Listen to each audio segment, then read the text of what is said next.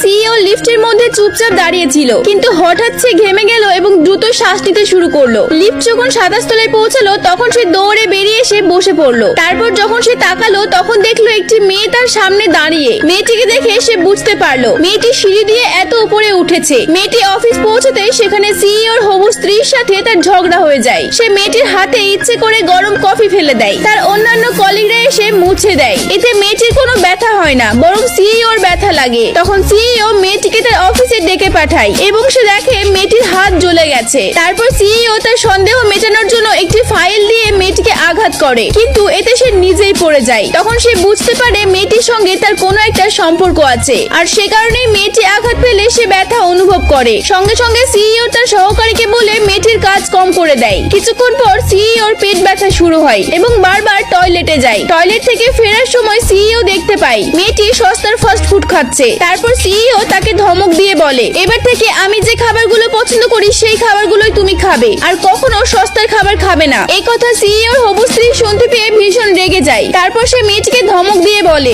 অফিসের সমস্ত কাজ এবার থেকে তুমি একা করবে, আর না হলে তোমাকে কাজ থেকে বের করে দেওয়া হবে। মেয়েটি রেগে গিয়ে হাত মুঠো করে। সিইওর হবু স্ত্রী তাকে এক থাপ্পড় মারতে যায়, আর তখনই সিইও চলে এসে তাকে আটকে দেয়। সে বলে, আমি তোমার হবু স্ত্রী, অথচ তুমি একে অতিরিক্ত গুরুত্ব দিচ্ছ কেন? তখন সিইও বলে, আমি তোমায় বিয়ে করব না। এ কথা শুনে মেয়েটি ভীষণ রেগে যায়। তারপর বাড়ি ফিরে ওই মেয়েটির মাকে লাথ মেরে ফেলে দেয় এবং বলে, এক্ষুনি তুমি তোমার মেয়েকে নিয়ে কাজ ছেড়ে চলে যাও। তখন মেয়েটির মা তাকে আশ্বস্ত করে বলে, আমি মেয়েটির সঙ্গে অন্য ছেলের বিয়ে দিয়ে দেব। মেয়েটি বিয়ে করতে অস্বীকার করলে তার মা তাকে এক থাপ্পড় দেয়, আর তখনই সিইও ব্যথা পায় এবং দুঃখ অনুভব করে। সে বুঝতে পারে মেয়েটির ওপর টর্চার চলছে। শেষমেশ তার মায়ের কাজ বাঁচানোর জন্য মেয়েটি বিয়েতে রাজি হয়ে যায়। তারপর লোকটির সঙ্গে দেখা করতে গেল। লোকটি মেয়েটির হাত ধরে কুপ্রস্তাব দিলে মেয়েটি তাকে আঘাত করে। লোকটি রেগে গিয়ে মেয়েটাকে থাপ্পড় মারতে গেল, আর তখনই সিইও এসে তাকে